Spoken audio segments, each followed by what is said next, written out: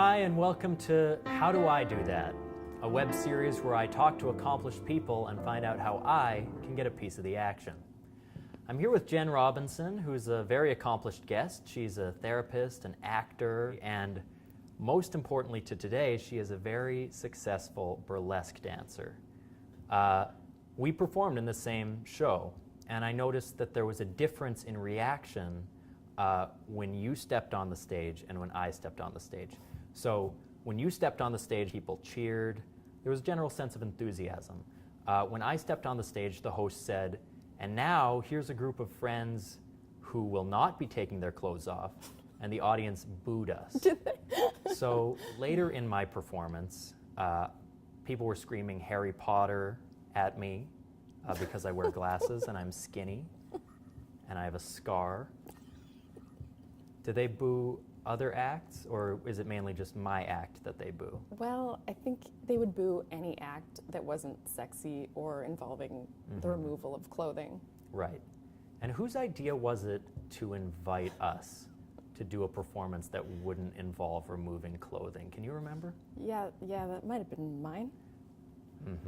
That's how I remember it too. Or when you're working on a burlesque performance, what are you trying to polish? We want them to be really fun and entertaining. Yeah. And sexy. Right. And that last word is such a sticking point for me. And I guess this is where I really was hoping we could get today. How do I appear attractive to the opposite sex? I don't know how to answer that question. Well, I've been trying my whole life and I haven't had a ton of success. As you can hear, I'm being compared to a 13-year-old wizard.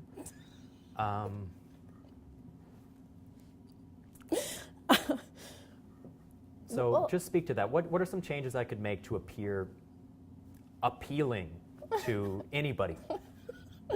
The idea is so laughable to you, I can ask someone else. Thomas, I don't know. I really don't know. I can't speak to what other people will find attractive. Yeah, it seems like no one can help me with this. And so I'm stuck this way forever. Let me just...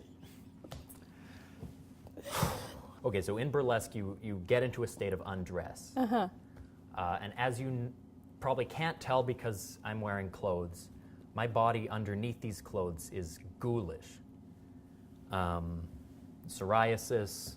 I had psoriasis on my hands, which meant I couldn't high-five for 3 years without getting a rash. I have liver spots. I have eczema.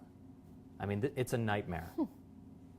So what do you think that despite those things, that a burlesque audience would be open to seeing what I've got to offer? Totally. Really? Totally. Great. Yeah. I think Good. burlesque audiences are very forgiving of the human body and all of its disgustingness. One other thing that is important to burlesque that I've noticed is the undergarments that you wear.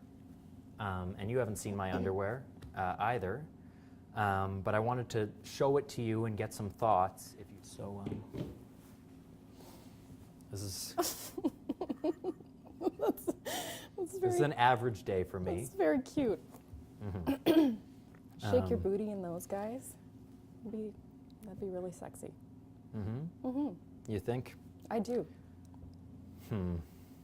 What else have you tried to be sexy and appealing? What else have I tried? Yeah. Appealing to people's interest in personality. Oh yeah. Sense of humor. Yeah, that's good. Intelligence. That hasn't worked? No, not at all. Yeah. I think I was hoping that people were a little more evolved than it turns out they are. Yeah. But you really think this is enough? I do. I think you should talk to Megan about being in our next show. Okay. See how it goes. You think I'm lovable, right? Of course. Do you need a hug? No, it would irritate my psoriasis. Well,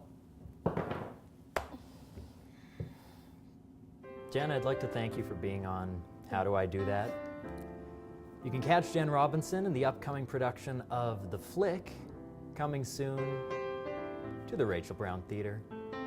Jen, thank you so much for being on the show. Thanks for having me, Thomas.